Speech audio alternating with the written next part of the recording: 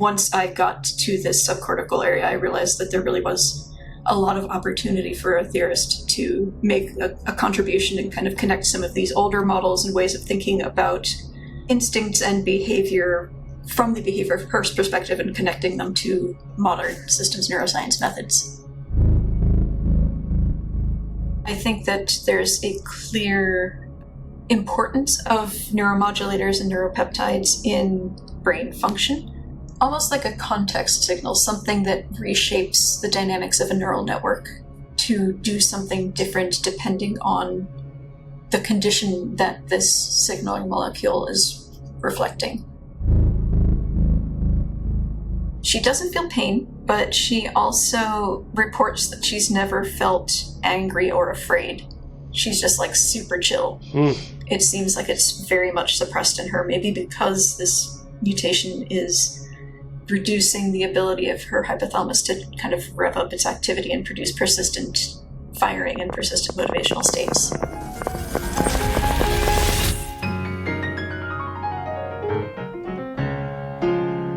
This is Brain Inspired, powered by The Transmitter. I am Paul. Welcome to Brain Inspired.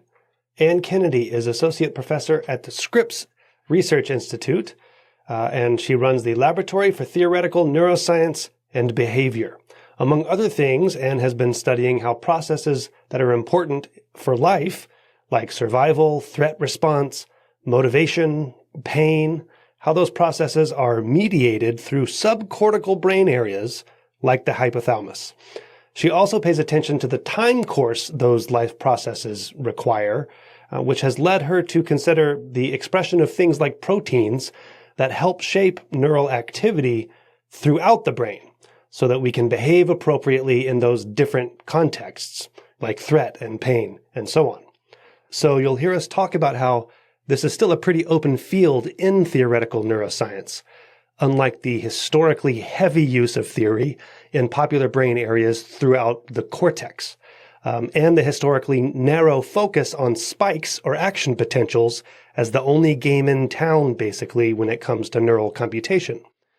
We discussed that, and I link in the show notes to a commentary piece Ann wrote in which she argues for both top-down and bottom-up theoretical approaches.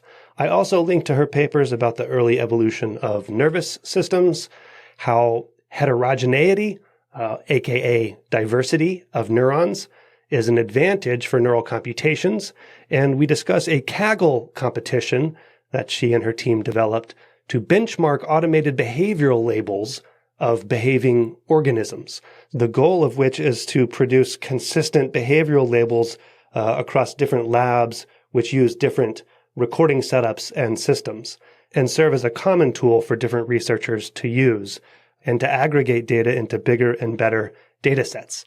So you can find those show notes and learn how to support this podcast to get full episodes, the full archive, and more at braininspired.co. Thank you to my Patreon supporters, and thank you as always to The Transmitter for your support. Here's Ann.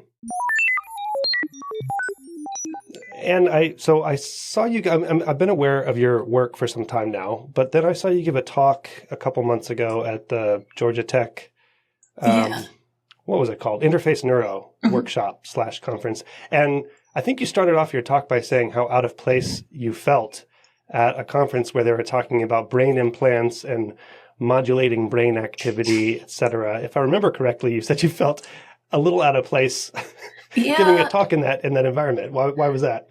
It's not what my lab mainly focuses on. The organizers were some friends, and I guess I felt a little bit, I'm not exactly hearing paralysis or human disease the way that they are. I think it's a fascinating community, but yeah, different background, different set of goals. I guess a common thread in thinking about how the brain modulates itself versus how we might modulate it as device developers. Oh, okay. Yeah, that's interesting. We'll get more into that. I mean, one of my takeaways, and I don't know why, like I said, I was aware of your work, but maybe the one or a few of the threads of your work that most relate to my own work. So I was surprised when it seemed to me that you expressed an interest in life processes which is kind of the antithesis of the computational perspective that dominates neuroscience. But now I think I had that wrong, that it is from a computational viewpoint. So I was struggling to figure out, like, what do I really want to know from you? That question has changed over the course of, a couple of weeks in leading up to this. But are you interested in life processes, or are you interested in looking at different levels of cognitive function at a systems view? What is it that how am I saying those things wrong? No, I mean, I think one of the nice things about theory is you can kind of touch on a lot of different topics, but yeah, life processes, and I guess one of my guiding impulses has been to look for things that are kind of outside the beaten path of theoretical neuroscience. Subcortical structures, areas that we haven't really modeled to the same extent that we have, say, cortical processes for motor control and sensory processing. So that led me to life processes, I guess, survival behaviors, how the brain modulates our behavior in response to our needs.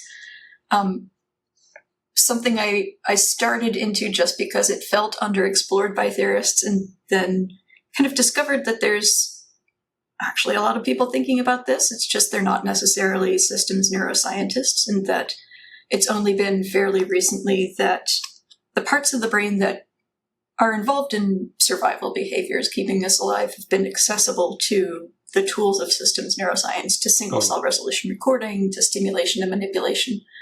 So once I got to this subcortical area, I realized that there really was a lot of opportunity for a theorist to make a contribution and kind of connect some of these older models and ways of thinking about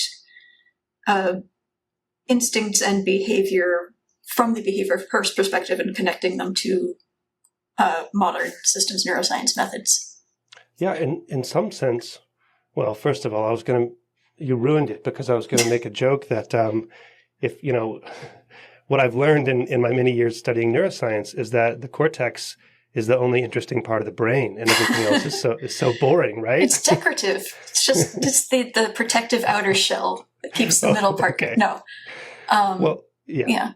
But you did say that you're interested in these parts of the brain that are dedicated to more survival and motivation in these life processes. But cortex is also, it's just not that that's how it's been traditionally studied, I suppose. That's true, right. I mean, cortex evolved alongside these deep subcortical structures, and it interacts with them and provides information to them and enriches the things that they can do.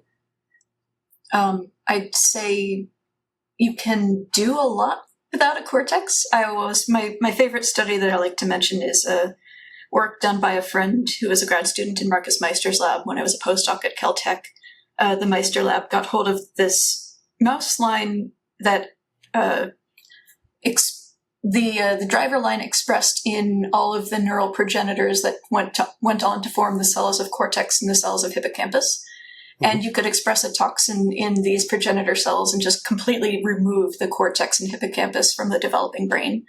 The mice came out just fine. They got like a little smaller looking head. They're a little more anxious and more aggressive, but they can do a lot of mouse stuff, and they've got nothing of those more recent structures. Like what kind of mouse stuff can they? Go ahead. Sorry. Yeah, they can... Grooming? They can groom, they can mate, they can fight, they can escape from threats. They don't learn especially well, but a lot of the core things that you have to get right to survive and reproduce, they get right, because that's the stuff that's most ancient to our behavior, and that's the stuff that is in these subcortical structures. And cortex informs that. It gives you plasticity to those behaviors and context dependence, but you need those things to survive. Well, okay, so since you mentioned that they don't learn, I mean, so I was going to say these subcortical structures are often what we associate it with, these more innate behaviors. And when you say innate, you tend to think of you come out of the womb or the egg pre-programmed with these things. However, there are people who who say that, well, there are people who study learning there are people who claim, based on their own research, that these innate capabilities actually are learned, and there is learning in these subcortical structures. So, there absolutely is. Yeah, I think it's. I like the language of canalization, that you've built a brain that is predisposed to producing certain outputs. Like it still has to refine its activity via not necessarily like supervised learning, like I'm teaching you how to eat or how to fight, but like there's some experience dependent and activity dependent wiring up of these structures, but they tend to all converge on the same wiring, and not like at the cellular level, but the same repertoire of behaviors, the same drives, the same sensory motor transforms across animals. So those are deep canals, deep attractors. Yes. In the dynamical systems viewpoint. Yeah. This comes out of Waddington's landscapes, this idea that you have this kind of formation of, it's funny, when he wrote about this, he wrote this book, The Strategy of the Genes, in 1957, and he's a biologist, he's not a mathematician, so he calls these basins of attraction creodes, not attractors, and he describes it entirely through this sort of intuitive way of thinking that genes can kind of push cells along particular developmental trajectories, and if you perturb them away from those trajectories, they'll recover to them. So it's an attractor. He just didn't know that language in that area of math. But I think that idea is very much present both in development of cells and also in wiring of the brain, that you have kind of attractor states of circuits that predispose animals to forming particular patterns of behavior. So you come from cortical work largely. I mean, I know that Larry Abbott does a lot of different work with a lot of different brain structures, but, you know, coming out of that vein of research. Well, my graduate work was in electric fish. Okay. So it's kind of impossible to get scooped in electric fish work. See, that's what you were going for with the subcortical structures, right? Yeah. The anti-scoop career. Right? I had worked in electric fish, and like you can know the whole literature, you can know all the labs. Oh my and God. I had done a little bit of work on Drosophila mushroom body, and I was like, no, this is too crowded. There's too many people working on the same problems. And I saw David Anderson give a talk at Cosine. This is like 2011, 2012, on Dayu Lin's work, optogenetically evoking aggression behavior by stimulating neurons in VMHVL. And it just felt so wildly different from anything anybody else was talking about at Cosine. I mean, this is like you're hitting a part of the brain with an optogenetic hammer. This is very artificial, but you're getting a complex, visually guided behavior. Right. And it just felt like everything else felt like it was kind of missing this very clear thing that brains are supposed to be doing, producing these complex behaviors. And at the time, I was like, oh, nobody must be working on that. It's going to be a fun, open area of exploration. Turns out people are working on that, a good number of people. But yeah, probably for a long time, too. Yeah. One thing I was going to ask you, because you've written about evolution and studying early nervous systems and pre-nervous systems. Mm-hmm. So did that interest come from the early graduate work that you were doing, or like, how did you come to that? Well, so I guess before grad school, I was briefly a technician in a stem cell lab. I did a lot of like co-transfection of transcription factors into a cell line and looking at how one transcription factor affected expression of genes involved in oligodendrocyte progenitor cell differentiation. Totally random, but that, like, I hadn't realized until then, this is going to sound dumb, that different cells in the body express different genes, and that, like, development is a thing. And I really fell in love before I ever worked on neuroscience with developmental biology. Oh, okay. And from developmental biology to evo-devo. So this study of development from an evolutionary perspective. I never really worked in this space, but just the set of problems that you think about in those fields of like how you form an organism from a single cell, how you evolve a new behavior or evolve a new function, the ways that evolution has taken parts of a body plan and fine-tuned them and adapted them over time. That was just something going back to high school that I was really in love with. And So it's was in the background for a while through grad school, but it's something that's really stayed with me. Okay, so then maybe I had it backwards. Maybe the thing to ask you is how you went from that to then studying like the cognition in the dynamical systems regime in naturalistically behaving and otherwise organisms.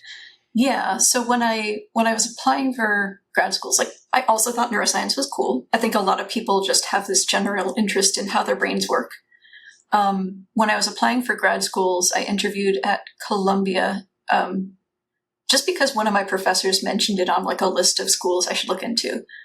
And Larry Abbott was meeting with the grad students, and he showed them what eventually was FORCE, this work with David Cicillo, training recurrent neural networks to produce complex behaviors and, well, complex time series. The example he had was like this, they had like motion capture data from a person who was walking, and they trained the model to reproduce that like walking behavior.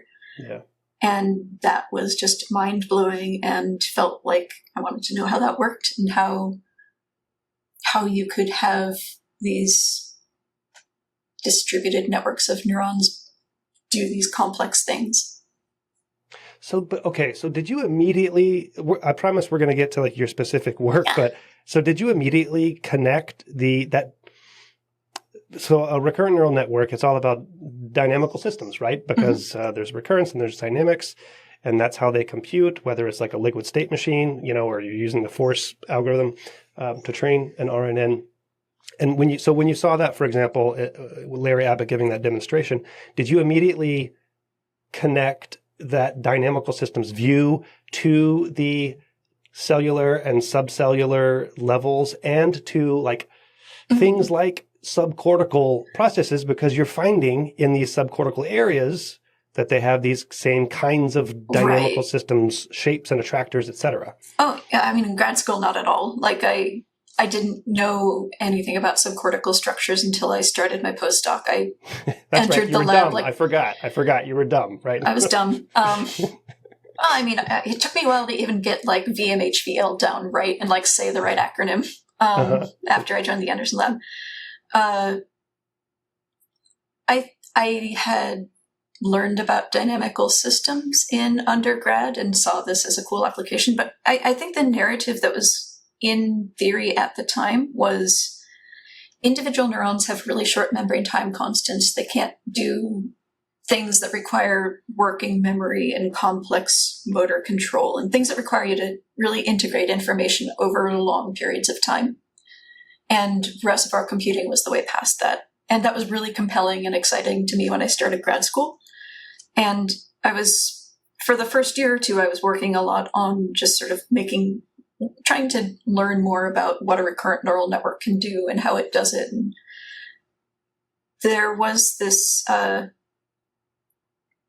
guess it wasn't very connected to data. So I was always kind of struggling with, is what I'm doing really telling us anything about the brain, or am I just studying this dynamical system that is nice and easy to study? Oh, because what you're trying to do is like a little tic-tac-toe problem, or like some sort of binary on-off thing to train it to do some abstract sort of work. Yeah, reduced thing. And I was barely even training. I was like looking at memory capacities of these things, like how long into the past can you reconstruct the input to these networks? And I think what I eventually settled on some years later was that, yes, you can get long time scales out of recurrence of a firing rate neural network, but I think biology probably solves the problem most of the time in other ways. It has a variety of time scales that it has access to through the time constants of molecular signaling processes, through circulating hormones in the blood, through gene expression time scales that maybe by focusing on reservoir computing, it was really cool, but maybe by focusing on understanding this cool thing, we were missing how biology was actually solving the problems.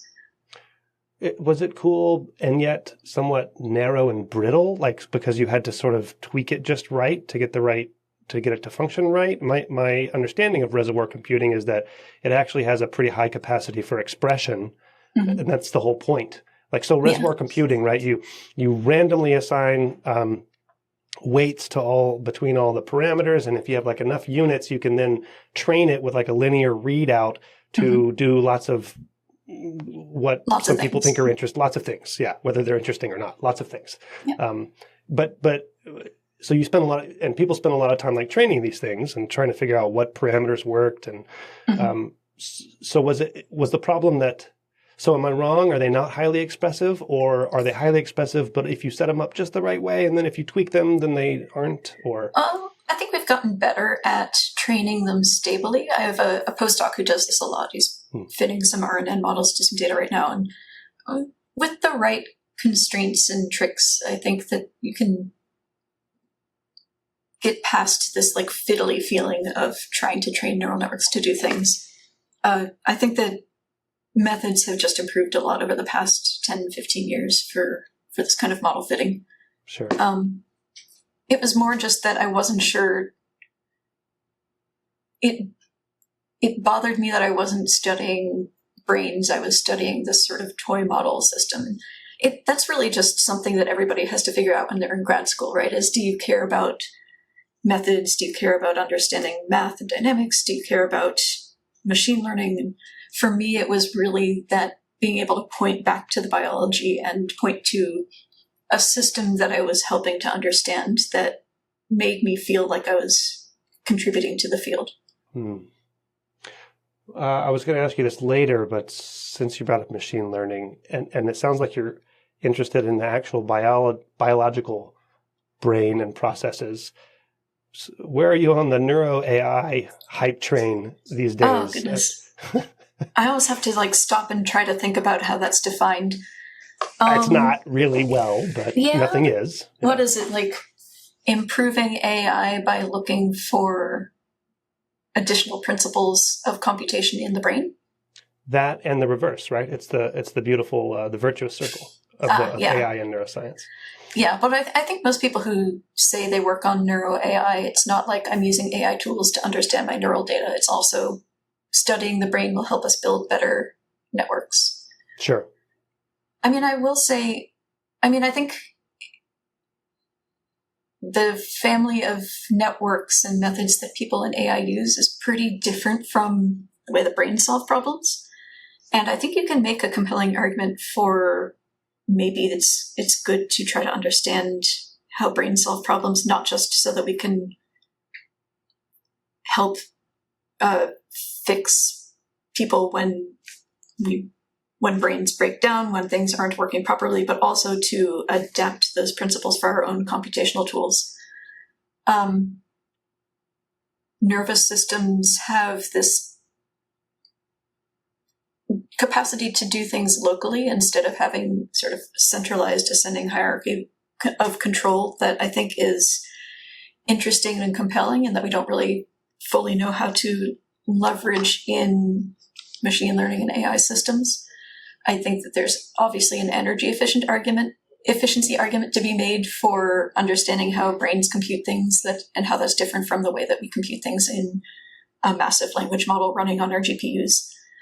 So I think there's a good argument to be made for studying the brain as a way to push forward our engineering of artificial systems. At least I've tried to make that argument.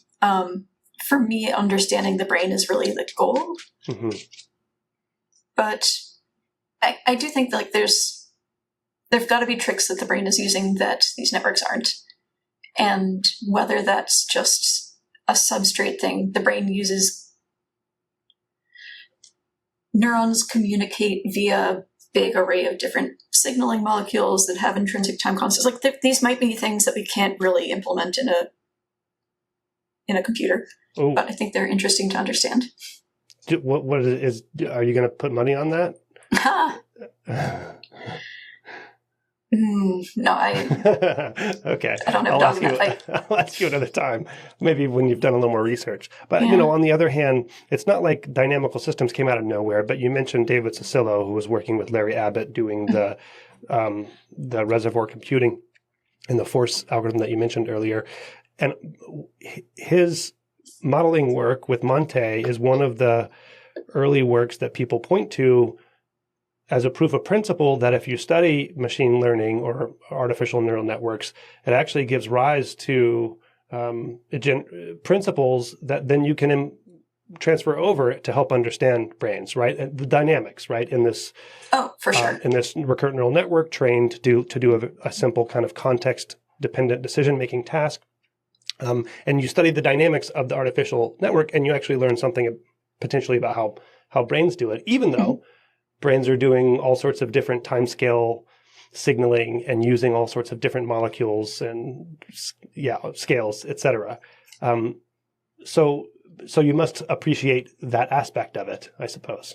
Yeah, okay. So training a network on a task and then looking at how it's learned to solve that task and trying to use that as a way to interpret neural activity. Sure. Yeah. No, I think that is a big aspect of how we interpret neural activity. Like when we have recordings of neurons from some complex behavior, we need some into how we're going to interpret those recordings. And I think the dynamical systems framework is a really powerful one, and that it has helped us to deal with the fact that a lot of our handcrafted ways of interpreting neurons, things like tuning curves, just don't capture much of the variance of neural firing rates. So I definitely agree that a dynamical systems framework is a good way to make sense of neural data. But go ahead. I was going to say, I don't know how far you can push it, because you're not necessarily going to find in your artificial network a solution to a problem that is the same solution the brain uses. Like, it's a thing you can try, and sometimes it works, but sometimes it doesn't. And maybe that's because you didn't have the right representation of the task. Maybe the way that information is reaching a network, how it's processed by the time you get to the computation you're trying to understand.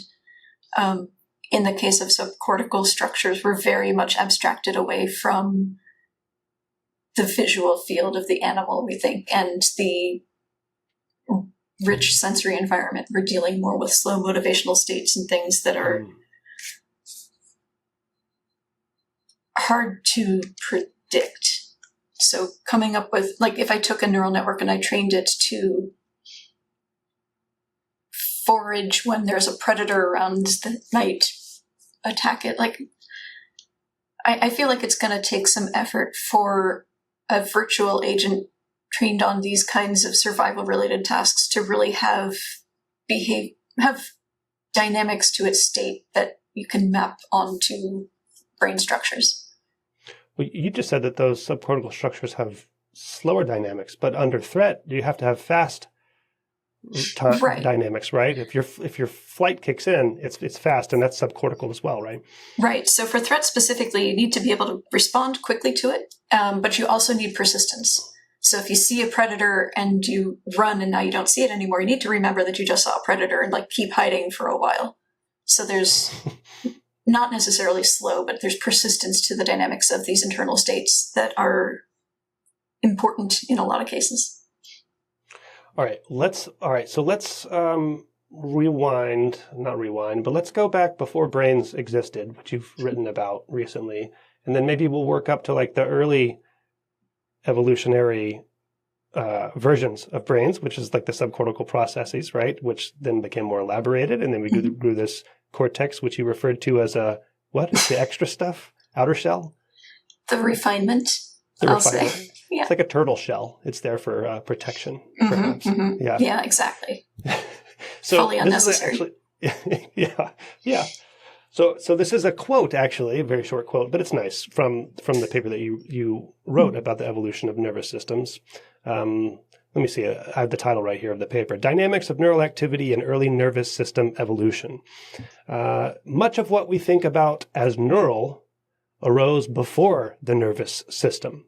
So this is what I was kind of getting at in terms of, like, your thinking and where it came from, as sort of viewing everything at this systems dynamical level, because a lot of people who get into, like, theoretical neuroscience, there's a population doctrine now, right? We're beyond single neuron tuning curves, and so we're kind of going more and more abstract. But then, and people resist, like, studying ion channels and neurochemical signaling, but you're kind of going back down to that level, but viewing it from that kind of systems perspective. I think that's what I was trying to get at earlier. So this is kind of along that same line.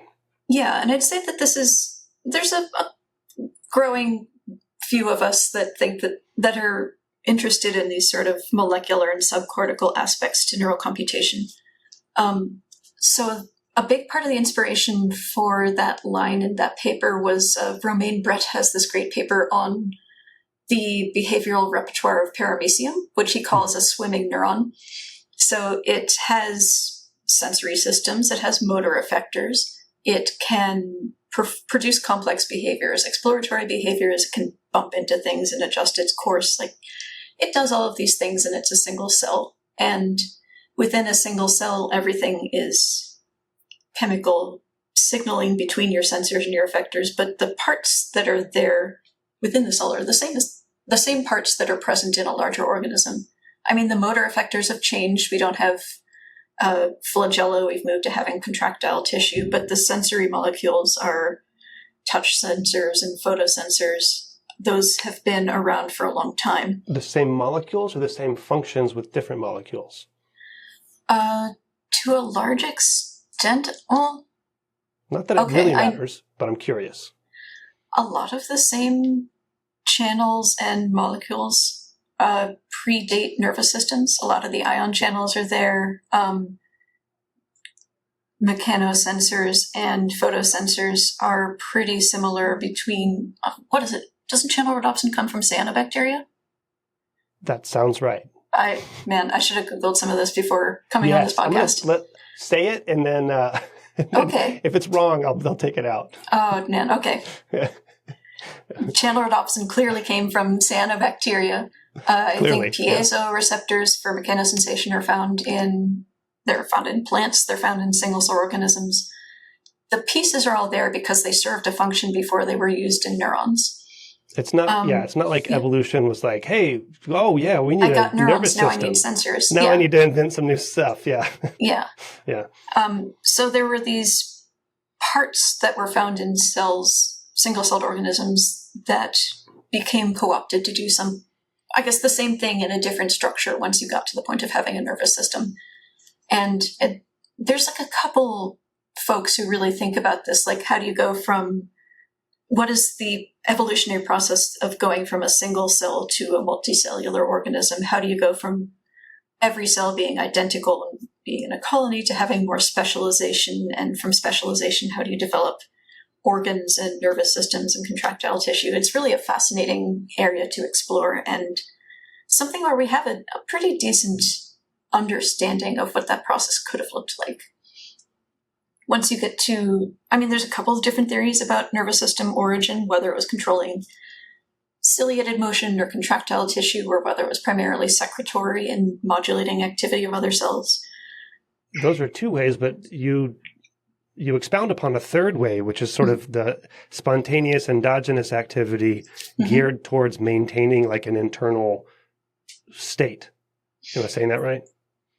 Yeah, so that was something that we pushed in that paper because we were looking at this through the lens of jellyfish, which have a lot of endogenous activity, and endogenous periodic activity is pretty easy to generate from a lot of dynamical systems. All you need is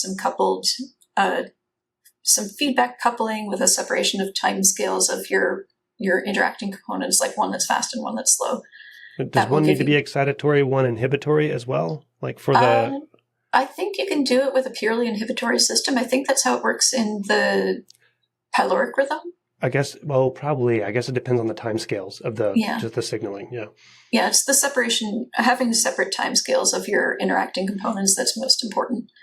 But it's very easy to get, and possibly a useful thing to have. Periodic activity shows up in a lot of parts of the body. It's involved in swallowing and digestion, swimming if you're a jellyfish, circadian rhythms, possibly periodic signals in release of hormones and signals like vasoconstriction.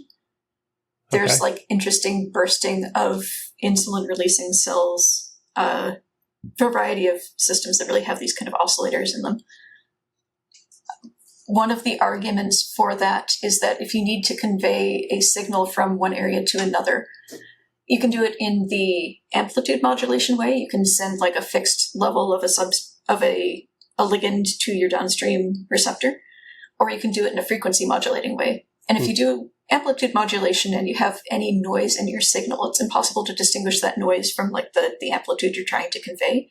But if you're communicating with pulses, having little white noise on top of that isn't going to interfere with your sensing of the frequency of those pulses. Okay. Oscillators were possibly a feature of early nervous systems and are useful for a variety of biological functions. So, yeah, I mean, there's all this talk about what are brains for. They're for movement. They're for perception. They're for survival. Control of development. Control of development. You need something that controls the timing of hormone release, something that drives you through... Well, you're talking about the oscillations themselves, right? No, just like a metamorphosis when you decide to pupate and emerge into your adult form. These are things that are controlled by the nervous system. Right. Puberty is controlled by the nervous system. It does a lot of things beyond behavior. Right. Well, right. Okay. That's the anti-brains are for behavior. So all of these are just stories, but there's an argument to be made that brains, are for controlling like the development and internal milieu and signaling. And the thing that you point to is that it doesn't take much for oscillations to occur, and that oscillations are a great way to signal these things. Mm-hmm. So just from that, so oscillations are important, endogenous spontaneous activity important before nervous systems. Now you have these days people like Earl Miller saying cognition is rhythm. It's all oscillations, like on up, right? And there was this recent paper looking at like networks, cortical, of course, cortical networks. I don't know if subcortical stuff was in there too, using fMRI, finding that there are these transitions from different subnetworks, and that it's rhythm and it's rhythmic, that it flows through these transition states, like common transition states on a cycle, in oscillation. So is it oscillations all the way up? Is cognition rhythm? Is that your bet? Or is that just one perspective? I've never worked in that space of like looking at oscillations in human data or in vertebrate data. So I'd have to... I often struggle with like how do you ground the oscillations that you're pulling out of your EEG signal and like relate that to what neurons are doing. Right. I do think that it's worth thinking about the frequency component of neural signals. For example, I was talking to Lin Chan about her imaging of serotonergic signaling recently, and she was mentioning that if you look at she develops these optic sensors for extracellular neuromodulatory and peptidergic signals, and in this case, serotonin. She was looking at different frequency components of the serotonin signal, and you really do see that there's high frequency fluctuations in concentration of serotonin, and then there's like intermediate and low. And if you look at the families of receptors for serotonin, there are some that have a certain sort of low-pass filtering of their response. They need to be able to bind to serotonin for a certain amount of time to really kick off a downstream signaling cascade. So it's something my postdoc and I are talking about is separation of signals in frequency space a thing that we should be thinking about in terms of how it can influence communication between brain areas, also maybe development of neural networks. If you have plasticity rules that function on certain timescales, they let certain frequency ranges of activity shape synaptic weights and they filter out other ranges of activity. I don't know if different brain areas use certain frequency bands to communicate with each other. It's just not an area where I've ever worked, but I think that it's an interest. This temporal component of neural activity is a thing to keep in mind. Well, yeah. Okay, so this is not to bring us back to AI, but this is a glaring omission in any AI system is the temporal aspect of there's no timing in an AI system, right? Right. So, it's not a problem that unless you're doing robotics and closed loop control is not That's something true. that most of these systems that we think about have to deal with. Yeah, right. But in biological systems, it is timing all the way up and all the way down. I mean, it's crucial. You're just listening, the development, you have to time the fight or flight. I mean, it's all timing. So I'm on a kick. I'm betraying this a little bit. So I keep coming back to like, God, what are the differences between artificial systems and natural biological systems? What are the differences that make a difference? Yeah. And dynamics writ large is one. So to say that, you can point to dynamics, quote unquote, in like recurrent neural networks that are artificial machine learning systems. But what I mean by dynamics more so is like timing of things. So everything is very sensitive in biological processes, whether it's oscillations or not, everything is very sensitive to timing. So that's kind of what I was getting at. Yeah, the timing is something you can't really separate from biological computation the way you can from computation in a deep neural network. Yeah, absolutely. I think there was this field for a while of asynchronous computing without a clock signal, where all of your components have to kind of do things on their own time frames without any kind of central controller that's keeping track of the progress of computation, and how you could make algorithms that work in such an asynchronous system. I think that's a problem that the brain has to deal with, this fact that everything is done locally. You don't have global teaching signals for learning rules necessarily. You don't have global clocks that are deciding when to query information from one area and when to pass information to another area. Time is part of the embodiment of biological neural networks. I guess this is kind of changing track a little bit, but the other thing that's very clearly essential in to the function of biological neural networks, and something I'm very hung up on, is just the diversity of signaling molecules and signaling pathways between neurons. Oh, okay. Well, yeah. So I was going to bring up so timing was one thing. The other thing that you focus on in that paper about nervous system evolution is the endogenous nature of the spontaneous activity. Oscillations or timing or not, that it is like an endogenous, like endogenously produced. So I just wanted to highlight that. I don't know if you want to comment on that as well, but. Yeah, that was largely in response to a lot of the literature on nervous system evolution. When it thought about behavior, it was very much stimulus response as the framework, as opposed to kind of ongoing dynamics of a neural system and more of a continuous control problem. And so we were trying to just speak to that part of the literature and say it's not just something bumps into you and you respond to it, but there's constant action of the nervous system on the body that's taking place in organisms, and we should take that into account when we're thinking about what the early nervous systems looked like. You brought up the heterogeneity of the parts. So there's the famous, in my little complexity discussion group, we're going to get to this more is different paper. I had to be careful when I say that because your calling card is different is more. You don't seem that pleased with that little turn of phrase, but it's good advertising, right? Yeah.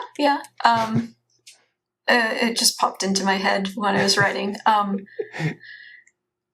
think this goes back to this dissatisfaction I had when I was first learning about reservoir computing, that we were relying on firing rates to do everything, and that this didn't feel like what biological systems were doing.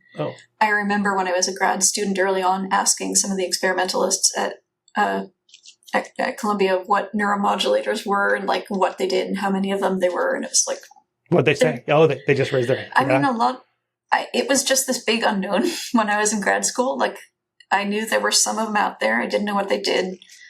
They have seemed kind of inconvenient in my, just from my growing up in neuroscience. It's like, well, we'll get to them one day. But the important thing is the neurons and how often they're firing.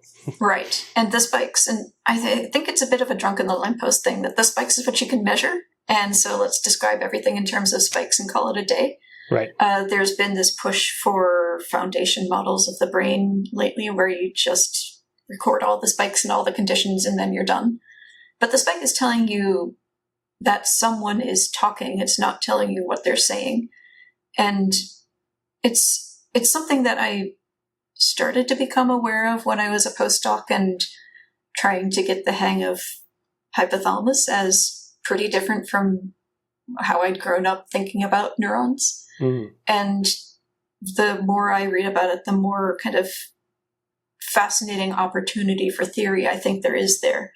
That there's so many ways for neurons to communicate with each other. You really have not one weight matrix, but many based on these different communication channels.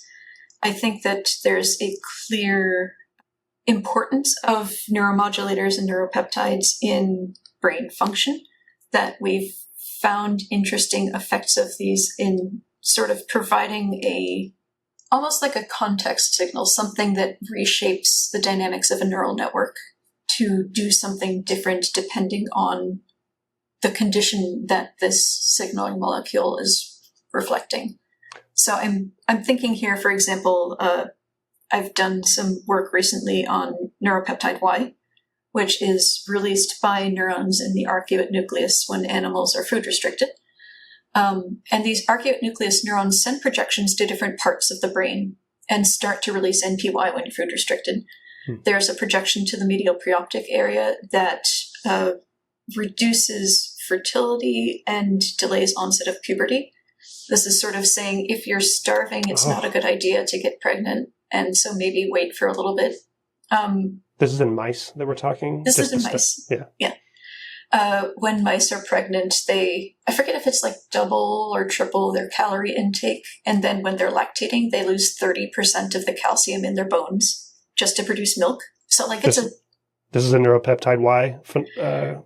This is pregnancy and pup rearing, that your body undergoes these like huge physical demands. Yeah, sure. And if you're starving, you're not going to do so hot if you get pregnant. Right. So NPY is kind of trying to reduce the likelihood of that. And then my collaborator, Nick Bentley, found that there's a separate set of NPY releasing neurons that project to parabrachial nucleus and shut out a lot of chronic pain signals. So inflammatory pain, sort of long-lasting nerve pain. Animals that are food restricted don't respond to these pain signals the way they do if they're fed. You can give a mouse a formalin injection in its hind paw and get this big inflammatory response in the paw. But if the mouse is starving, it just completely ignores it and behaves as if it's not experiencing the pain. Because the story there would be that it needs to find food and other things are important, then... Yeah. If you're starving, if you're in pain, you go back to your nest and lick your wounds and recuperate. But if you're starving and you do that, you're going to die. So you need to kind of turn down this thing and go out and do this other thing that's more important for survival. So NPY seems to play this role in just kind of preferentially biasing the animal away from some actions and towards other actions. And there's a boatload of these things. My collaborator, Moriel Zolakowski, showed that chronic social isolation drives this brain and body-wide upregulation of the neuropeptide tachykinin 2.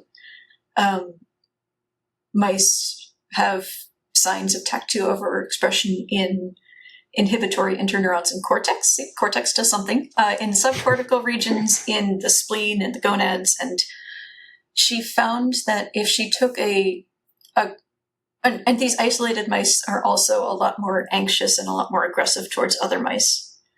If she takes a group-housed mouse and she overexpresses TAC2 in different areas, she can get just the anxiety phenotype or just the aggression phenotype. And if she blocks TAC2 overexpression in an isolated mouse, it behaves as if it's group-housed. So this is sort of this, I don't know if you want to say inductive bias or contingency plan that's kind of built into the genome, that's saying if you encounter certain circumstances, turn on production of this thing, and turning on production of that thing somehow magically manages to change the dynamics of fast timescale computation to alter behavior. So that is really fascinating to me, is how you can make a brain that effectively modulates itself so that it doesn't just do one thing, it can do many different things without at the same time breaking. Like you don't suddenly forget how to recognize objects when you're socially isolated. a lot of stuff is fine, but then some things are very different. So if you get your leg bit off by a shark when you're surfing, you can still see the surfboard to try to maintain your buoyancy, and you're not too worried about your leg being gone. You're focused on getting the hell out of it. You're maybe not feeling the pain that you do when you get to you're very worried when you about get to the beach. Right. You're in panic mode. You've got adrenaline pumping, and you're acting, but you're not prioritizing, like obsessing over the pain. But you said, okay, so the way, like the classic way, right, is of causality. So what I want to ask you about is causality.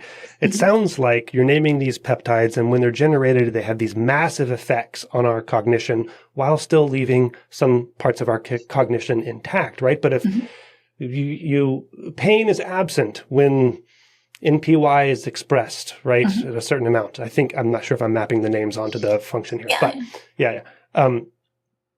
that sounds like the system is fragile, even though you just said it's robust. But how do you think of it causally? I mean, do we want to say that like that is a mechanistic account of function, or is it? You use the word that the peptides had a role in.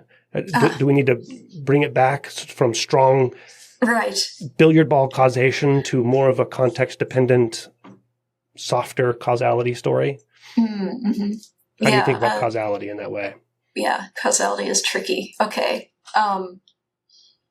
Maybe I've been a bit billiard ball in the way I'm framing it and thinking about it. I mean, we do have results from perturbation experiments. For example, with the NPY story, if you take the neurons in parabrachial nucleus, they express the receptor for NPY, and you just inhibit those neurons artificially, you get the same effect as if the animal is food restricted. So you can go in and kind of apply a perturbation, or if you block NPY, you block the hunger-induced suppression of pain responses. So we can manipulate these systems, and we can ask, do they really produce the effect that we think they're doing? And that's a lot of the hard part of experimental neuroscience, is like really convincing yourself that this correlation between NPY release and a change in pain coping behavior is a causal link.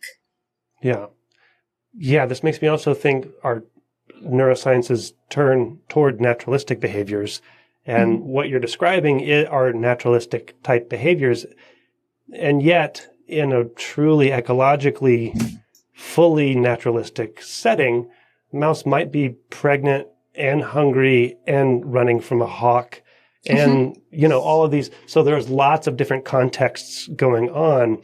Whereas in the lab, you're like, well, it's in a do one thing at a time. We're going to do one thing at a time. So it is reductive in that respect, I suppose. Yeah. That was something that I think I mentioned in my commentary recently, is that in one sense, you're studying a behavior that's high dimensional. The mouse can do anything. It's, behaving spontaneously. In another sense, in one of these assays, so like if you're studying aggression, you have a mouse in its home cage, you plonk another mouse in there, you watch them for 10 minutes, and then you stop. In a sense, that's a very low-dimensional thing to do. You're looking at the animal in a particular state with a single type of stimulus in a particular environment. So the dimensionality of the thing that you're studying really depends on where in the brain you're studying it. Like if I was studying motor control, I'd see a lot of different types of actions during that resident intruder assay. If you're studying motivational states, you've got a pretty simple single axis of variation that you're looking at. And I've started to see work looking at how these motivational states interact with each other. Individually, within an individual brain, interact with each other? Yeah. So I guess the work with Nick would be an interaction of hunger and pain, or pain really is, it's not nociception, it really is a motivational and affective thing. We have a follow-up project where we're looking at interactions between hunger and predator threat, which is something that other folks have looked at, interactions between hunger and aggression. So like people have started to look at these pairwise interactions to really go to the full umwelt of an animal, and like all of the states that it can be in really would require. That's impossible. It would take careful experimental design to collect a data set that's really going to be usable to answer that question to in study those things. Totally ecologically valid sense. Mm-hmm. Yeah, but it's at the same time, it's, like if you have the perfect model of a cat is a cat, Mm-hmm. right? So you're always one. abstracting. What's that? Preferably the same cat. Preferably the same cat. But with models or with theory, you're always abstracting. So Mm-hmm. there's never going to be the perfect, you don't just want to reproduce everything. You have to abstract and to say something about the process that you're interested in. So Mm-hmm. I'm not sure that you would want to reproduce the full Umwelt of the, of the affordances for the animal. Yeah, I think in practice, you move one system at a time, one project at a time, and try to explain it and understand it, and then make some predictions about how it might interact with some other system. Like it's an iterative process. Okay, so when you were describing the action of the neuropeptides and their downstream effects, that word causality is linked with effects, and I just said effects. Anyway, you started talking about, you mentioned in there how these sort of control signals and the subcortical processes are sort of context dependent, right? And sort of can sculpt or shape the way that neural activity happens in other brain areas. Yeah. One way of thinking about that, so there's the whole manifold push. Everything's a manifold these days in low-dimensional population studies of neural activity. And the word subspace has become more popular now. And so therefore I think of everything, well, you can have like one population of neurons and a bunch of different subspaces, which means that like different pools of neurons are acting in different ways, depending on what kind of internal dynamics they have and what kind of input they're receiving. So do you think of it in terms of like subspaces of, orthogonal population activity, different manifolds in the state of possible manifolds, or do you think of it as just like a gain, sort of increasing the firing rates of everything, decreasing that sort of thing? Yeah. So I think this is where there's room for theory, is just figuring out what is the space of things that you can do when you're modulating activity of a pool of neurons. If you're dumping on a neuropeptide, there's a set of cells that's responsive now that wasn't responsive previously. So you kind of just recruited new cells into your computing population.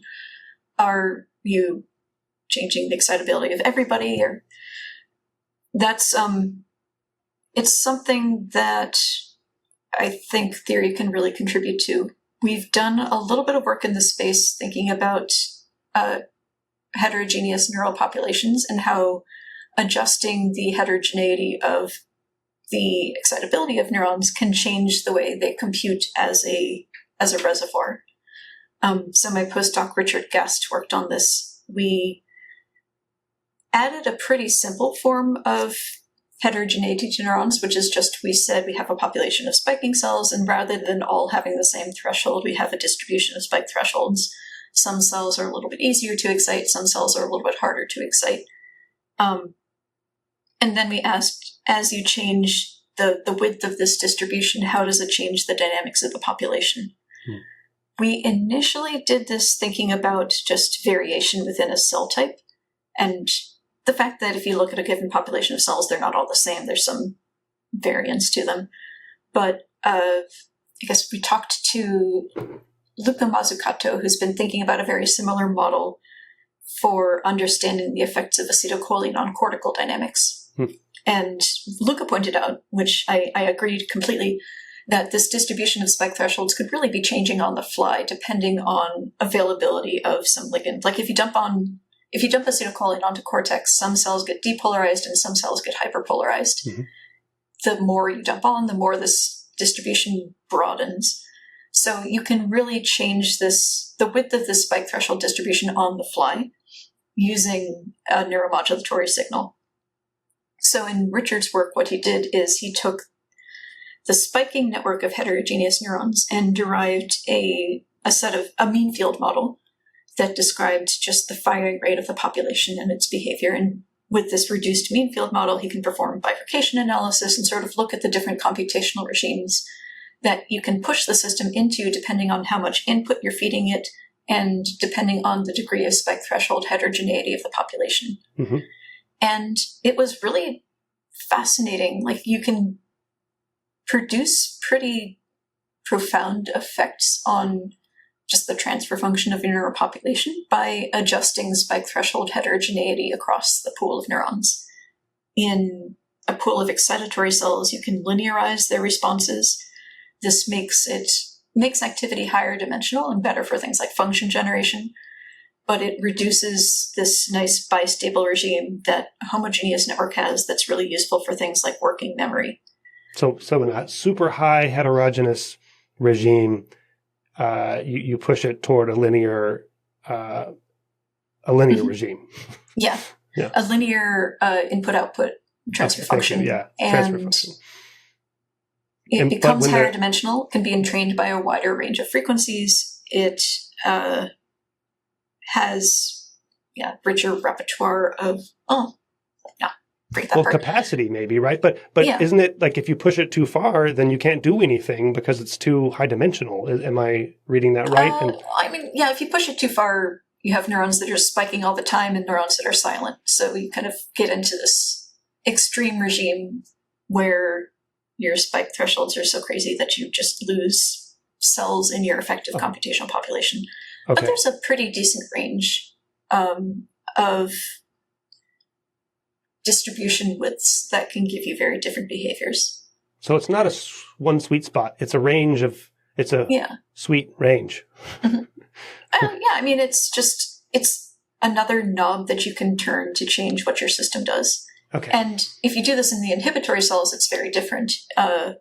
If your inhibitory neurons are all the same spike threshold, are all carbon copies of each other, you very often fall into these bursting regimes of the network where you get sort of like epileptiform activity. Making the inhibitory neurons more heterogeneous unmasks the bifurcation structure of the excitatory cells. So if you're doing this on the fly, you can do maybe a sort of gating of information, where by changing how variable your inhibitory cells are, if you make them more heterogeneous, now the transfer function of your excitatory cells shines through, and then you switch to make them more homogeneous and you'd lose that transfer function and you fall back into the bursting regime. So it's these means of controlling computation in neural population without fine-tuning of synaptic weights and supervised learning. It's just this thing that you could do out of the box.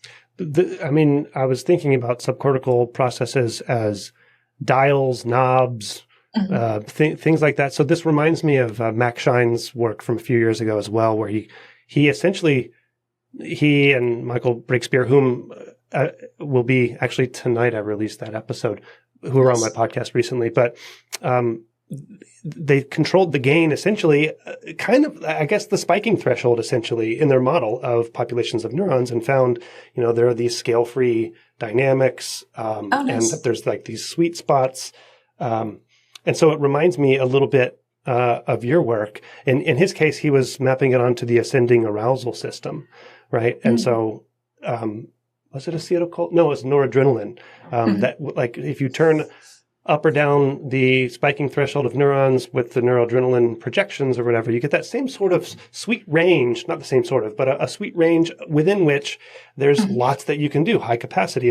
And you can think of the ascending arousal system as a control knob in that sense. Yeah. Are all these subcortical processes, do you think of them as control knobs? How do you think of them? Is this a cybernetics kind of view of subcortical processes? Yeah, I think it's an open question of how high dimensional these control knobs are. How high dimensional are they? We've got a lot of these, got a lot of channels to communicate with. Yeah. Although a fairly small number of ways that those channels can influence postsynaptic cells. Like, we have hundreds of G protein coupled receptors, but then what happens within the cell is fairly restricted. So it's this interesting, I think that the reason for this is that it gives you specificity. Can you elaborate If you- on that? Like, so you have a bunch of different types of receptors on the membrane of a cell that's receiving Yeah. input from some sort of subcortical structure, G protein coupled receptors. But then, so that seems like a high diversity. But then what you're saying is like internally, there's a bottleneck sort of what can happen. Yeah. Yeah. So inside the cell, G protein coupled receptor, you have the receptor part, which is specific to its ligand, or not, well, has a set of ligands that it can bind. And then inside the cell, you have the G alpha, G beta, G gamma subunits. And when the receptor gets bound, these subunits separate and go off and do their thing inside the cell. There's way more of the receptor types than there are subunit types. And so once you activate the subunits, mostly they all converge on modulating the amount of cyclic AMP inside of the cell. Why do you want that Possibly- dimensionality reduction? I'm sorry to interrupt. Sorry? Why? What I'm was sorry that? to interrupt. Why do you want that dimensionality reduction? It's a good question. It's still an open question how much of a dimensionality reduction it is. Is Okay. cyclic AMP like a pool within the cell, or are there compartments where you have cyclic AMP in one part versus another, and they can function independently of each other? It's the same thing with like everything in biology communicates through calcium. So how Right. do you use calcium to modulate action potentials and transcription and everything else? Are the compartments? What is that's always bothered me, that you have this capacity, that everything kind of just runs through this bottleneck of calcium ions inside the cells. In terms of the diversity of receptors, I think that there's this concept in evolutionary biology called Ono's dilemma, which is if you have a gene that does X and you need it to do something else. Need is like implying some agency that's not there. Sure. But Yeah. you have a gene that does X, you'd like it to also do Y.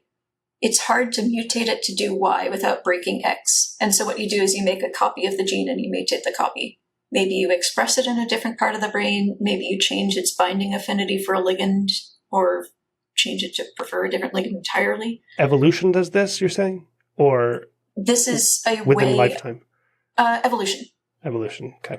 So it is a way to take something that is useful, like a cell surface receptor, and increase kind of the range of things you can hook that receptor up to. So you're recruiting the same downstream signaling pathway, but now you can do it in a different subset of cells by turning on this receptor. Or you can do it with a different threshold for activation or a different time scale of activation. And so we see dozens of receptors for serotonin or acetylcholine, or at least handfuls of receptors for a lot of neuropeptides. That could be a way of achieving specificity, of making sure that the right subset of cells is listening to those signals. But then what you do once you get the signal is pretty consistent and conserved. So that's my hope, is that it feels like a big biological mess, but then the range of things that you're doing to modulate your cells is fairly small. It is a big biological mess. I mean, it's mind spinning. So I'm glad people like you are working on it. I mean, I don't remember.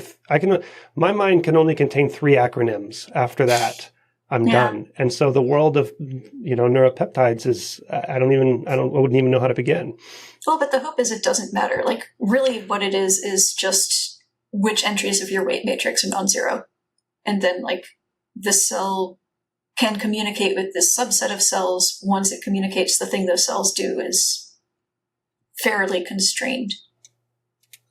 So it's like it would be a way of baking in connectivity to the brain without needing to learn it through experience.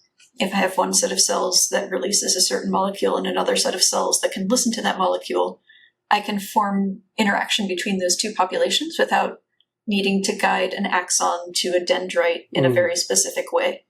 Right. Okay. And if I make the expression of the signaling molecule sensitive to animal state, to food restriction or social isolation or stress, then I could have some sort of the languages in evolutionary biology is phenotypic plasticity. So you have phenotypes that are, you have contingency plans, like circuits and patterns of interaction in the brain that only become available when you need them. Okay, on the fly.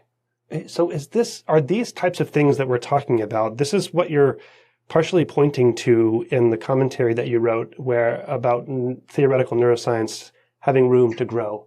Yes. So again, like just going back, traditionally theoretical neuroscience has conceived of brains as these sort of sort of symbolic computational processes doing tasks, right? But you're really bringing it into the naturalistic world now, like the rest of the field is pushing it into these ecologically valid kinds of behaviors, et cetera. Oh, my microphone just fell down. Hold on one sec. First. But also you're looking at across levels and down into the subcellular processes and the way that these subcellular networks of communication and signaling. And so is that where you see theoretical neuroscience has room to grow?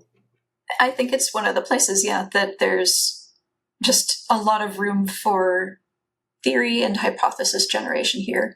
How do you want these signaling systems to be organized? Do you want like the arcuate nucleus seems like it has this kind of hub and spoke deal going on where you send different projections to different targets that you want to modulate by when you're hungry. What's the arcuate nucleus? That's where your hunger activated neurons are, the ones that release neuropeptide Y. Okay. So it's one part in the brain that broadcasts the signal to many areas. Is that how you always want to do it? If you look at the tachykinin 2 system, it seems very different. The cells that express TAC2 in isolated animals are like all over the place, like all of your inhibitory interneurons are producing it. So there's no one hub that's sending out a signal. It's genes that turn on in different sets of cells, maybe under different circumstances. So there's room to just think about what principles could be shaping these systems, how you would best use them if you wanted to use them to make your neural networks more flexible and expressive. And also, how do you use them in a way that doesn't break what the networks are supposed to be doing in the first place? You mentioned the word principles. Are they going to be the same sort of sets of... So I hesitate to return to dynamical systems view because I talk about it a lot, right? But you can apply the dynamical systems to like any network of interacting parts. And that applies to traditionally what we do in the neuroscience is like the spiking neural networks, but it also applies to molecular networks, to subcellular protein interaction networks, et cetera. Are the same principles going to apply in those systems? Or will there be a new set of principles depending on the level that we're looking at?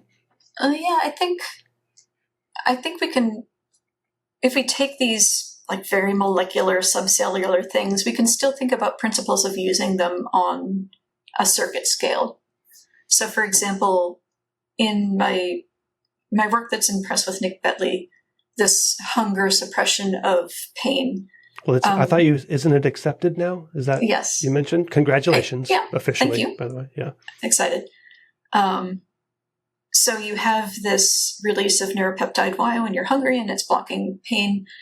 You can ask like computationally, what is that?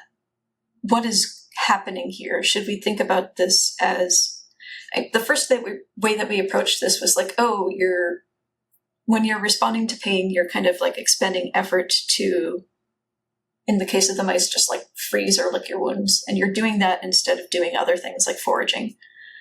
And so if you're hungry, maybe you have a part of your brain that is sort of like comparing how hungry you are to how much pain you have and making a decision based on these relative levels. And when you're hungry, like the hunger bar is higher. So that could be one way of thinking about this signal, is it's going into some comparator that's deciding what to do. Do you think it's that simple? Well, that was what we were hoping we'd find going into it. But you can imagine it working other ways too. Like you have some motor control part of your brain that's saying, I'm in pain, I need to lick my wounds and stop foraging. And hunger could be just shutting off the output of that. Be saying, other stuff is more important. Don't activate these motor programs right now. You've got other stuff to do. Also seems like it makes sense. Like a stop signal. Yeah. And then the other thing that we thought about is you could be blocking the pain signal from getting to the brain in the first place. So NPY could be shutting out the pain signal so that if you have your policy, this abstract distributed, like the process by which the brain decides what to do next, if you just don't let the brain know that the pain is there in the first place, then it does other stuff. And so we built a little toy RL agent that had a pain state and an effort state and a policy. And we said, like, which of these things should hunger be modulating? And the only thing that really matched this reduction in the pain coping behavior was blocking the input to the system. The other things, like, because because the pain input was so persistent, if you like raised your threshold to start responding to it, you'd like wait another couple seconds and then you'd start responding. Or if you increased the cost or blocked the action, you just start spamming that action until you got one through. So gating the input was a much easier way to control what our system did compared to controlling the policy or the output. And it also makes different predictions about what the animal is feeling. Because if we took a model and we blocked the motor output, it was actually in more pain than in the sated case. As assessed by behavioral observation, right? Well, not by behavior. Like, the behavior was the same, but if you look at the internal variables of pain and effort that were used in making a decision, your pain would get higher before you would rise to a higher point before you're producing the actions. And the same was true if we messed with the policy itself. We're basically saying you have to be in more pain before you act. So if you see an action, it's actually communicating more underlying pain. Whereas if you're gating out the input, then your underlying pain state is actually lower. And when Nick looked at parabrachial nucleus neurons, there were these cells that in a sated mouse had this like lasting persistent activity during the inflammatory pain state that were just gone in the food restricted animals. So it really seems like this is the percept of pain. Maybe. Yeah, we didn't write that in the paper. I thought it was C fibers. Isn't it supposed to be C fibers? That's nociception. Nociception and pain are different. Sorry. Yeah, okay, yeah. But then you could say, hey, I'm going to develop a new drug and I'm going to look at this population of neurons to see how much pain my animal's in. I don't have to watch it or I don't have to prick it in the paw to see if it's in pain or not. So it actually has huge implications for the field of chronic pain treatments, because now you have a neural basis of the state that before we had to really do something to the animal to read out. And a person who's feeling chronic pain, it's not that you pinprick them and they say, ouch, they're feeling it, even if they're not communicating it. Yeah. This is the point of the podcast where we take a break for a commercial and I sell NPY to the tech bro manosphere. Yeah. The other thing that reminds me of is that's similar, cutting it off at the pass in the psychological literature of habit formation and changing habits. The way to effectively change habits is, so you have the cue, you have the response, your response to the cue, and then you have like the reward, which is the high that you feel or whatever, if it's drug related, et cetera. There's that loop or whatever. And if you take the cue away, that's like a super effective way. Don't go under the bridge for the heroin or whatever. Just stay away from the bridge. So that's the same sort of principle, I suppose, at the neural level. Yeah. And it seems like it's possibly a general thing. Like, there's other cases where we see a change in animal behavior that's been linked to a change in sensory processing. For example, Catherine Duloc has this beautiful work on pup-directed aggression in male mice. Male mice are typically infanticidal. If they encounter a mouse pup, they'll attack it. But if they encounter that mouse pup at a time that is like one mouse pregnancy after they've mated, so that it could be their pup, there's a shift in their behavior and they show more parenting behavior as opposed to just attacking the pup. And the shift in behavior is linked to a change in the processing of sensory cues from the pup, pheromonal cues. So like when I went into this, I was thinking, the hypothalamus is this big policy. It's weighing these things off against each other and making a decision about what to do at a given moment. And there's magic and fanciness happening there. It could be that really the best way to change your behavior isn't to change the interaction of these drives or these need states. It's to change the way you're sensing your environment. Elaborate on that. Just so it's like clear in my head. It's not the interactions of the drive states within the hypothalamus. It is the way that you're reacting to the sensory states. Yeah, at least that's how it worked out for this hunger and pain story, is that it was easier to change the behavior of our little RL agent by changing its input as opposed to trying to manipulate the policy or the output. Okay. Wait, actually, before we move on, I didn't ask you this, and the listeners need to know. What is the hypothalamus known for? Well, what is it traditionally? What do we think that the hypothalamus does? Right. There's a whole bunch of things. There's people who study it for its role in growth and development and puberty and control of hormone release. There are people who look at it for its role in feeding and metabolism. And then there are parts of hypothalamus that are involved in things like predator defense, reproductive behavior, aggression behavior. So in general, it's very deep in the brain. It's this set of interconnected nuclei. They express all sorts of different signaling molecules and receptors, and they seem to be involved in regulation and control of survival behaviors.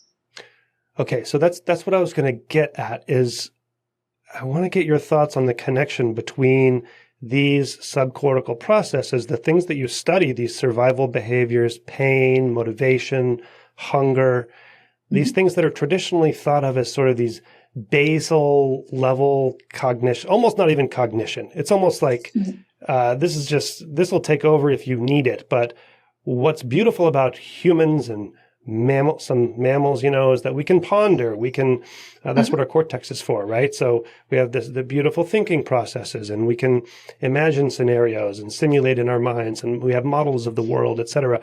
And yet these lower subcortical processes, subcortical structures are so powerful to our behavior, and they're affecting on our ongoing behavior. Yeah. And if I get my leg bit off by a shark, I will see the surfboard, that my visual perception is still working, but I probably won't be writing poetry in my head in that instance, right? So these higher cognitive functions aren't really happening in general. So how do you think of that kind of cognition across the spectrum of what we consider cognition? Sorry, that was long-winded. Yeah. I mean, it's almost a sort of working memory for your needs. It keeps track of how hungry am I, how thirsty am I, how stressed am I, have I been in a fight recently, are there other mice people around that I am stressed out about or want to mate with or want to interact with. Mice people? Did you say mice people? Mice or people. Mice or people. I don't know. It informs our actions, but it doesn't command them, right? We can override them, you mean? Yeah. There's this really cool case.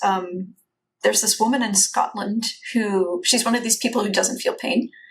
God. She has a mutation in the gene for fatty acid amine hydroxylase, something. Well done. She doesn't feel pain, but she also reports that she's never felt angry or afraid. She's just super chill. And this is a gene that's expressed in hypothalamus. And so she's still a person, but she doesn't have this sort of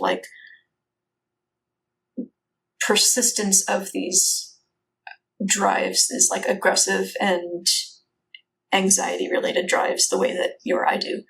It seems like it's very much suppressed in her, maybe because this mutation is reducing the ability of her hypothalamus to kind of rev up its activity and produce persistent firing and persistent motivational states.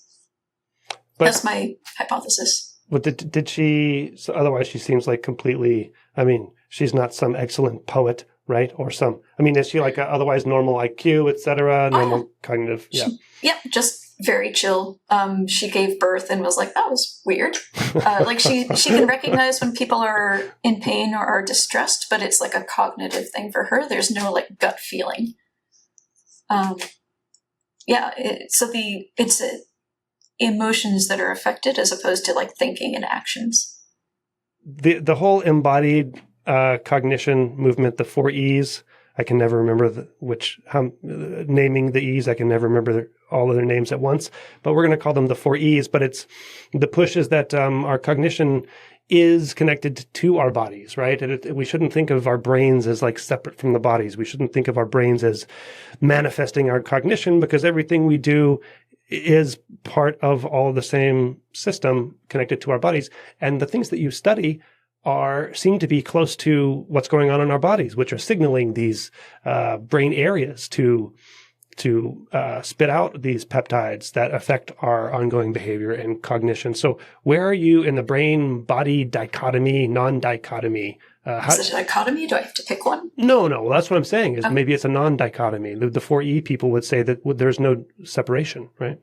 Yeah, I'll say the hypothalamus is in a kind of privileged position. I forget the name of the thing, but there's like a part of the brain where the blood-brain barrier is reduced, and you get like the brain is able to sense signals in the blood.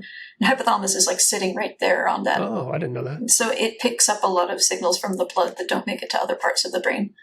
I think it's involved in, especially in things like hunger and thirst and sensing your nutritional need state, but also lets you sense circulating hormones and other things. Yeah, brain-body interactions is a very hot topic right now, and I think it's a really fascinating one that's, again, not a place where we've had a big neurotheory presence in the past. Going back to what I was saying earlier about reservoir computing, the body is an excellent way to have memories, to have long time scales that can influence neural computation. You have circulating signals that represent the state of the body, available nutrient signals about past physical activity that can signal from the body to the brain certain need states. I think the role of hypothalamus to some extent is sensing those signals and inferring need states and using that to then broadcast to other parts of the brain what I need to do, or what I should be prioritizing right now. Should I be paying attention to food smells? Should I be paying attention to other conspecifics around me? Part of what you've been doing also, so just kind of changing topics as we get close to the end here, is the modeling of behavior. So tell me more about what you're doing in that vein. And you're releasing a data set, if I understand correctly, as well? Pretty soon. I first got involved in this just because my postdoctoral lab wanted to automate scoring of mouse behavior, because when you're studying social behavior to interpret neural activity, you need to know what the mice are doing. And when I started, that was done by very patient postdocs or technicians going through and watching videos of mice interact and just manually labeling frame by frame what they're up to. Yeah. And I think that's still the case in a lot of labs. So initially it was just making life easier for the study of behavior. And we worked for a while on computer vision systems for pose estimation and supervised behavior classification. It's still a thing that we're interested from that making life for scientists easier perspective, but I think there's also just things to be learned from studying the dynamics of animal behavior in a more quantitative computational way.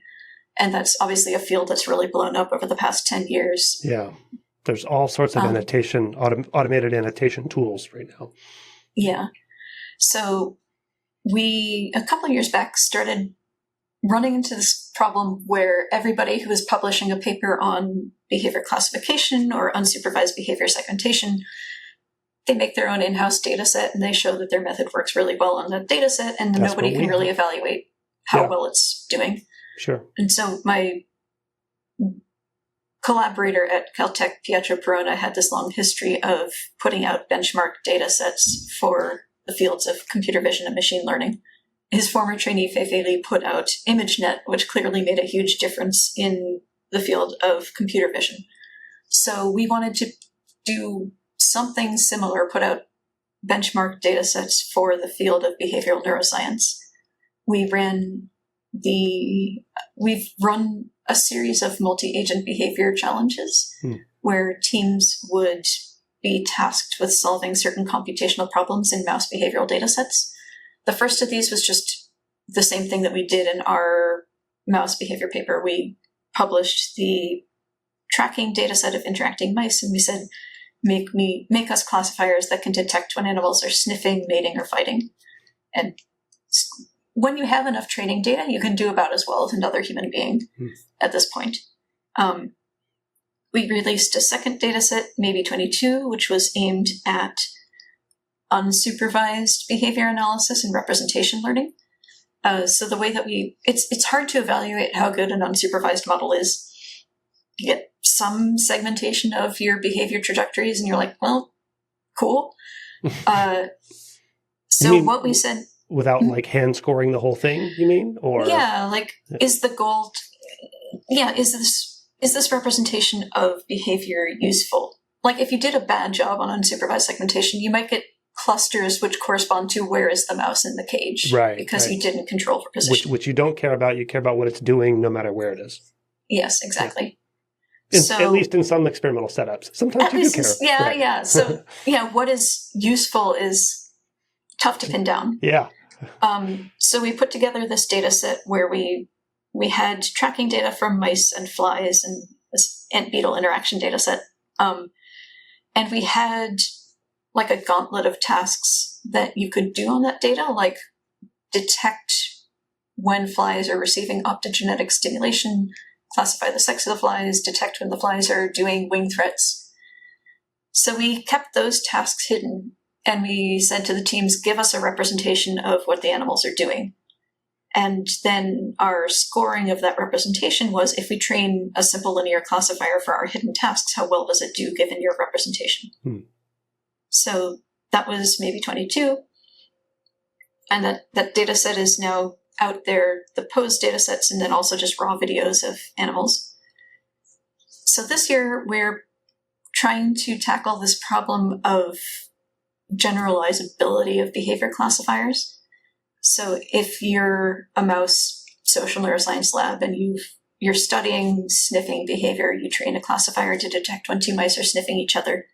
If you give that classifier to another lab and they run it in their setup, it's not going to work. It's going to completely break because the frame rate of the camera might be different. The placement of the camera is different. The lighting is different. It's out of distribution. And so we emailed a bunch of different social neuroscience labs, and 15 of them contributed data sets of top view videos of socially interacting mice, most of them with pose estimates, some of them we tracked ourselves, and then all of them with manual frame-by-frame annotation for some behavior of interest. And across the whole set of labs, I think we have like 38 different behaviors that people care about that they've annotated. And then you've used this to train a model and therefore generalize across labs? But the goal of the competition is to say how well can you train a model and generalize across labs, because in practice, my lab has focused more on neural dynamics and less on machine learning tools, but we want to make these data sets available. So this will launch on Kaggle in a week or two. Oh, okay. And it will have launched. You should send me the link, so it will have launched by the time this comes out. Then hopefully, it's been a slow process. We'll see. Sure. We're hoping sometime this month of September. So anyone who's interested can work on their own method to detect each lab's behaviors of interest from their pose data. And we're hoping, not sure, but probably, if you train a model that can kind of fuse data from different labs and learn the internal dynamics of mouse behavior in a way that's invariant to how a particular lab's camera is positioned and which body parts they track, that you'll get better performance in recognizing these social behaviors that we want to detect. So we put together this data set for a pretty cut and dry supervised behavior classification problem. But we're also really interested in if you can really build lab invariant representations of dynamics of mouse behavior, what can you learn about how animals make decisions and what information informs their decisions during social interactions? Because if you have pose estimation, you have a decent proxy for the animal's sensory environment. I mean, it's not perfect, but you know where their head is. You can kind of predict what they're seeing. And so you can use this to say, like, given what my animal is experiencing, its location and its social context, can I predict what it's going to do next? And we've done this in single animal data sets. We're looking to move into this, not published yet, but some work in progress. But we're really interested in this problem of forecasting and using forecasting as a way of understanding the sensory motor transformations that are shaping our social behaviors and the context of our histories that shape our social actions. So what is forecasting in this case? What does that mean? So forecasting is like, given my animal, given its recent history, predict just where it's going to go next or what it's going to do next. Okay. Yeah. But in behavior world, that's called forecasting. Yeah. And it comes up all over the place in behavior world. It's one of the big limiting factors for self-driving cars, is being able to forecast what pedestrians and other cars are going to be doing. It's useful for, say, human-robot interactions. If you have a robot that's interacting with a person, it needs to be able to predict how a person is going to approach it and interact with it. So it exists in a broad range of applications in machine learning and robotics. And we're interested in forecasting because we think that building a, not necessarily biological, but a generative model that predicts how an animal is going to behave will tell us something about the sensory information that informs those decisions, and also on what timescales the experiences and histories of the animal matter for predicting what it's going to do next. And you think that this is going to be possible based on like the slower timescales of the states from subcortical processes, or just from purely like thinking behaviorally? Why do you think this is going to work? Well, I guess the question is how well it will work, and where we fall short is just one thing to ask. How deterministic is mouse behavior? If you see where a mouse is, can you predict what it's going to do next? From talking to experimentalists in my old lab, it seems like you can tell when a mouse is getting ready to attack, kind of become a lot more darty, they're rattling their tail, their actions are changing. So you can probably infer state from moment-to-moment actions, but also if you know the history of an animal, that might influence your prediction of what it's going to do next. History, both what it's done in the past couple minutes, and history in terms of the sex and the strain and the experimental history of the mouse, which is information, metadata that we have from the labs that provided these videos. So that'll be available, that data set, the Cognical competition will have been released by the time this comes out. So I'll point people to that. Mm-hmm. It seems like you're firing on all cylinders, obviously. What's holding you back? Is there something on the theoretical side, studying are there tools what is holding you back on the theory side? What is holding you specifically back on the theory side in the subcortical / subcellular signaling domain? I think it's maybe more data to constrain our thinking. More data. We need more data. This is the big data days. That's the cop-out answer. Yeah. No, I wasn't judging. I just, I was surprised. We see what a given population of cells in a given brain area is doing in whatever context the experimenter decided to study them, but we don't know what those cells are doing in every other context. So it's hard to, it's very early days still for charting what these cells respond to.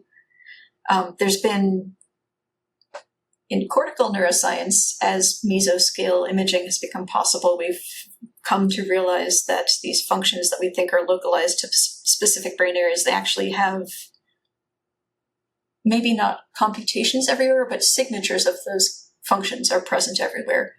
Choice, you can decode from many parts of cortex. Actions, you can decode from many parts of cortex.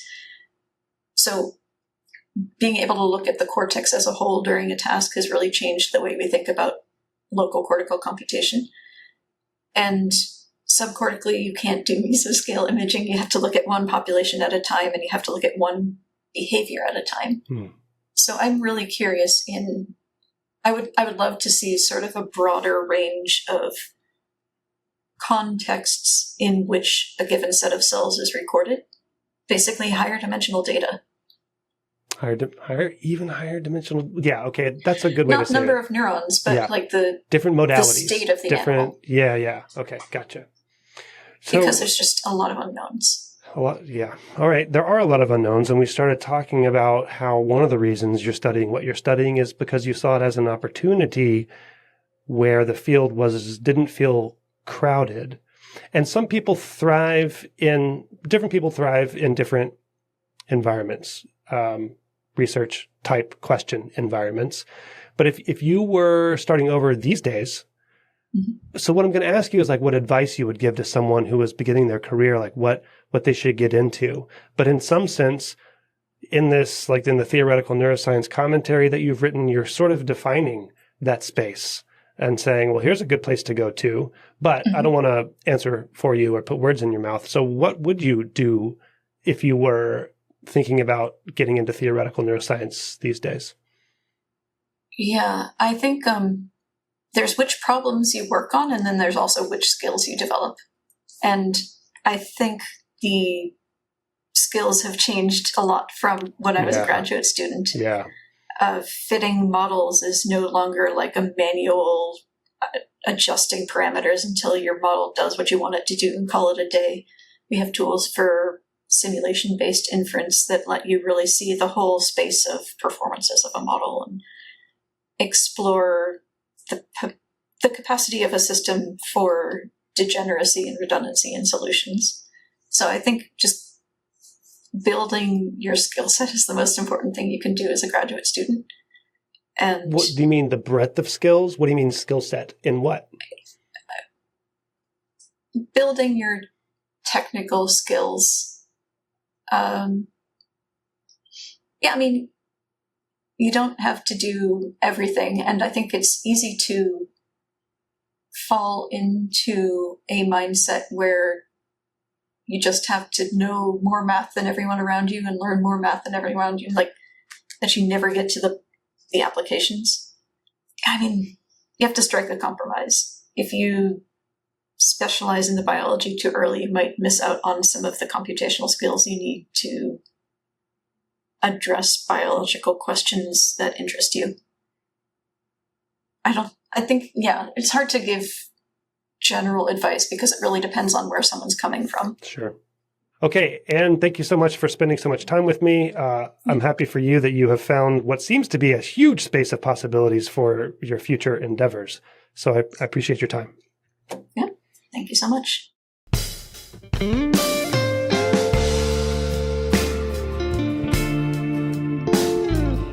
Brain Inspired is powered by The Transmitter, an online publication that aims to deliver useful information, insights, and tools to build bridges across neuroscience and advance research.